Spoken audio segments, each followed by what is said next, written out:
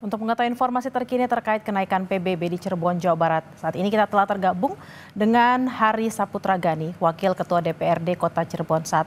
Selamat siang Pak Hari dengan Bella di studio. Selamat siang Mbak Bella. Pak Hari, ini banyak yang bertanya-tanya tentunya, sebenarnya apa yang terjadi? Sudah berapa lama kebijakan kenaikan PBB ini terjadi dan apakah benar kenaikan ini mencapai 1000% atau 10 kali lipatnya Pak? Jadi begini Mbak Bella, jadi kalau konteks Kota Cirebon itu berbeda dengan konteks Pati. Kalau Kota Cirebon itu sudah berproses, memang waktu itu ada Perda 1 tahun 2024 mengenai ketentuan pajak daerah dan retribusi daerah. Itu karena turunan daripada PP 35 tahun 2023. Nah, memang kondisinya ada beberapa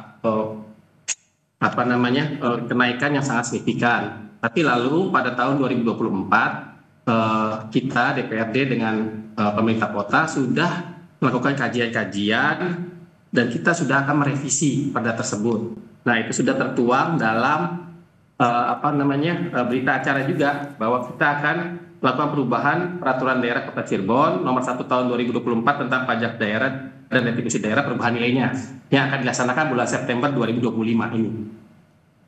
Oke Pak. Itu, Mbak Bella. Oke Pak, hari ini sudah akan melakukan perubahan yang kemungkinan akan terjadi di bulan September. Tapi pertanyaan orang-orang terutama mungkin warga Cirebon ya, apakah memang kenaikan ini mendesak Pak untuk dilaksanakan? Karena kita lihat memang kondisi masyarakat terutama mungkin masyarakat Cirebon saat ini sedang tidak baik-baik saja. Kalau tadi ada di informasi sebelumnya mengatakan ada kemungkinan kenaikan juga paling kecil itu 150%.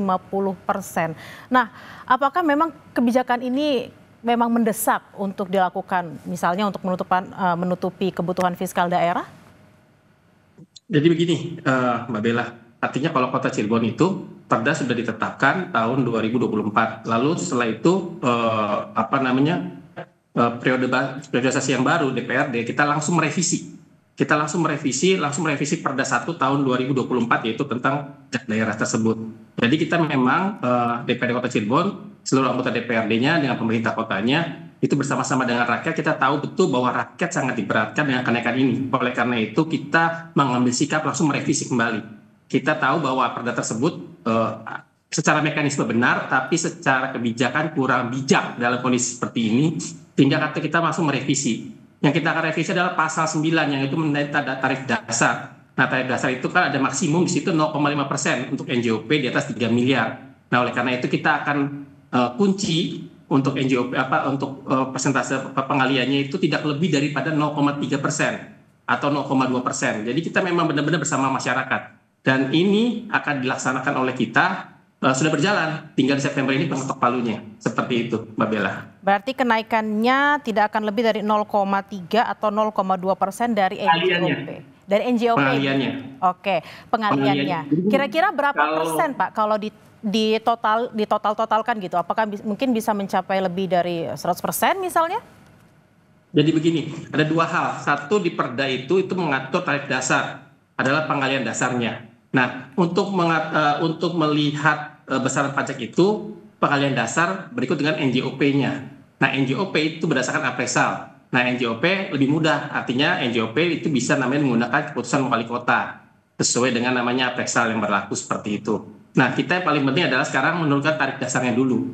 Artinya yang dulu 3 miliar ke atas itu 0,5% pengaliannya, kita akan turunkan maksimum itu 0,3, kalau bisa 0,2. Ini juga berkat teman-teman dari semuanya, dari masyarakat yang berdiskusi, yang kita rapat dengan pendapat dengan DPRD, kita mendekatkan betul bagaimana masukan masyarakat dan kita bersepakat untuk mengubah perda tersebut. Jadi ini udah proses akhir nih, September ini sesuai dengan berita acara kita akan sahkan perda terbaru. Yang artinya nanti kemungkinan kenaikan pasti ada, tapi tentu kenaikan itu tidak signifikan sekali seperti itu. Nah Pak Hari, ini kan memang mau diputuskan di bulan September. Sejauh ini kan banyak warga yang juga ingin mengungkapkan aspirasinya, mendapatkan penolakan gitu ya Pak. Nah sejauh ini apakah warga juga dilibatkan dalam proses pengambilan keputusan dan apakah mereka juga sudah diajakin ngobrol gitu terkait dengan adanya kenaikan-kenaikan yang akan terjadi meskipun memang tidak sebesar yang ada informasinya sekarang?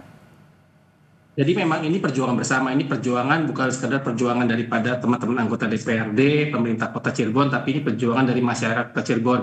kita berapa kali rapat dengan pendapat dengan Paguyuban Pelangi, kita mengundang masyarakat, kita menerima masukan semuanya, dan akhirnya kita memutuskan untuk namanya mencari solusi terbaik. Jadi artinya ini perjuangan bersama-sama. Kalau Kota Cirebon, alhamdulillahnya mungkin akan ada sedikit beda pandangan, tapi tentunya kita mencari persamaan, kita merangkul seluruhnya, kita melibatkan masyarakat juga. Jadi sehingga hampir akhirnya proses hari ini berjalan dengan baik. Artinya begini, pada saat ada kenaikan, lalu juga pemerintah kota kemarin itu langsung membuat kebijakan, yaitu ada diskon.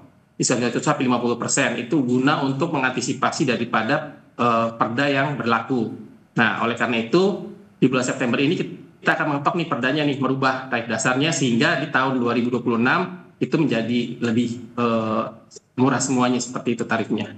Nah, ini saya akan tunjukkan, ini keputusan DPRD Kota Cirebon mengenai tentang pembentukan peraturan daerah.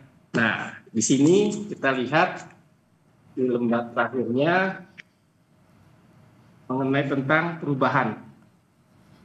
Nah, perubahan atas peraturan daerah Kota Cirebon nomor 1 tahun 2024 tentang pajak daerah dan retribusi daerah perubahan nilai.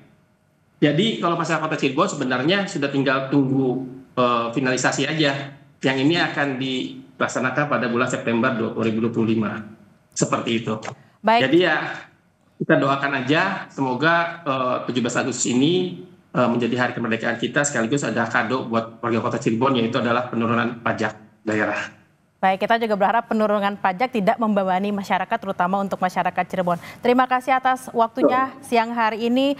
Hari Saputra Gani, Wakil Ketua 1 DPRD Kota Cirebon, selamat beraktivitas kembali.